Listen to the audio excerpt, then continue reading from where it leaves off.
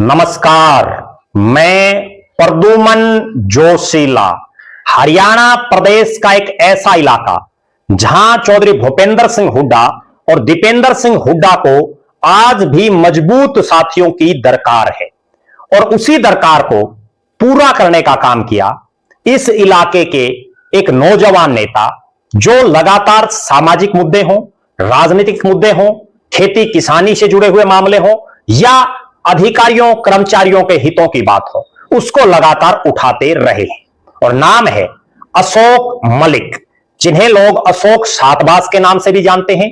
अशोक मलिक का गांव मुजादपुर जो हल्का हांसी में आता है, नवगठित हांसी जिले में आता है। अशोक मलिक सातबास, जिनका ना केवल इस हांसी जिले और हिसार जिले में बल्कि भिवानी जिले में भी अपना एक विशेष प्रभाव है। छात्र जीवन से राजनीति की जिन्होंने शुरुआत की, एक छात्र नेता के तौर पर वो उभरे, उसके बाद पुलिस में एक ईमानदार अधिकारी के तौर पर उनकी छवि आज भी लोगों के जेहन में है। पुलिस विभाग में रहते हुए उन्होंने बड़ा बेहतरीन काम किया और स्वैच्छिक सेवानिवृत्ति लेकर के नौजवान अवस्था में राजनीतिक फील्ड में कूद गए।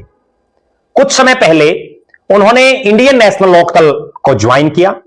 इंडियन नेशनल लोकदल को ज्वाइन करने के बाद उन्होंने अनेक प्लेटफॉर्मों पर पार्टी की मजबूती के लिए काम किया, लेकिन जिस तरह के हालात हरियाणा प्रदेश में है राजनीतिक तौर पर, उसको मद्देनजर रखते हुए उन्होंने कांग्रेस पार्टी में 5वीं बार के सांसद दीपेंद्र सिंह हुड्डा के नेतृत्व में कांग्रेस के हाथ को थाम लिया। दीपेंद्र सिंह हुड्डा की अगुवाई में अशोक मलिक ने जो ही कांग्रेस पार्टी को उनके दिल्ली स्थित आवास पर ज्वाइन किया, इस हांसी, हिसार और भिवानी का इलाका जहां आज भी हुड्डा परिवार को मजबूत साथियों की दरकार है, उसमें एक मजबूत पिलर के तौर पर अशोक मलिक मिल गए। अशोक मलिक के आने से हांसी, हिसार, नलवा, तोशाम, बवानीखेड़ा, भिवानी और आसपास का जो ये पूरा इलाका है, इसमें दीपेंद्र हुड्डा, चौधरी भूपेंद्र सिंह हुड्डा और कांग्रेस पार्टी को बड़ा भारी फायदा होगा। कारण अशोक मलिक जो पुलिस में एक अधिकारी रहे और एक ईमानदार अधिकारी रहे, वो पिछले लगातार कई महीनों से, बड़े लंबे समय से विभिन्न सामाजिक मुद्दों पर, विभिन्न राजनीतिक मुद्दों पर, खा पंचायतों की बैठकें हो या कोई आंदोलन हो, हर जगह बढ़ चढ़ करके ना केवल भाग ले रहे हैं बल्कि उन आंदोलनों को कामयाब करवाने का मादा भी उनके अंदर दिखाई देता है। अशोक मलिक सातबास के आने से हांसी विधानसभा क्षेत्र, जहां पार्टी बहुत कमजोर हालात में है, 2024 के विधानसभा चुनाव में इतनी आंधी में भी वहां पार्टी का प्रत्याशी बुरी तरह से चुनाव हारा और उसके बाद तो इस इलाके में कांग्रेस पार्टी लगातार कमजोर ही रही है। उस हांसी इलाके में अशोक मलिक के आने से निश्चित रूप से ना केवल दीपेंद्र सिंह हुड्डा को मजबूती मिलेगी बल्कि कांग्रेस पार्टी को भी एक मजबूत सिपाही इस इलाके में मिला है। अशोक मलिक जो जुबान के धनी है, एक ऐसा चेहरा जो युवाओं में भी लोकप्रिय है, बुजुर्ग भी जिनको आशीर्वाद देते रहे हैं और लगातार फील्ड में रहने वाले चेहरे हैं।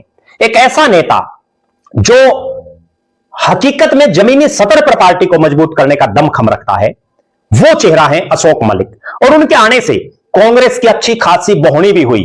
राज्यसभा का चुनाव सबके सामने है कि कई बार यह कहा जाता है कि कोई बड़ी आदमी पार्टी में शामिल हो जाए तो उसके बाद पार्टी की गतियां, विधियां बढ़ती रहती हैं, पार्टी को अच्छे अच्छे समाचार मिलते रहते हैं और वही हुआ।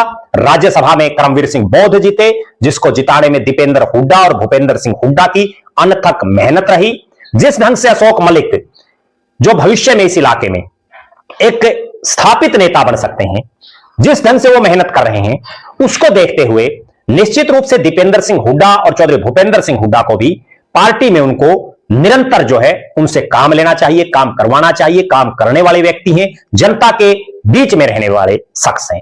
आप दर्शक अशोक मलिक के बारे में क्या मानते हैं? क्योंकि जब अशोक मलिक इनेलो में आए तो एकदम से इस इलाके में इनेलो में को भी एक संजीवनी मिल गई थी, क्योंकि यहां हांसी में इनेलो का भी कोई विशेष जनाधार नहीं रहा, लेकिन अशोक मलिक के आने से पार्टी को एक मजबूती मिली थी। अब जब वो कांग्रेस में आ गए हैं तो निश्चित रूप से कांग्रेस को उसका बड़ा फायदा होगा। आप दर्शक अशोक मलिक के बारे में क्या मानते हैं? अपनी बेबाक राय जरूर रखें। जिस ढंग से उन्होंने दीपेंद्र सिंह हुड्डा के नेतृत्व में कांग्रेस में शामिल होने का काम किया, उसको आप किस नजरिए से देखते हैं? अपनी बेबाक राय जरूर रखें। बहुत बहुत धन्यवाद। आपका अपना प्रद्युमन जोशीला।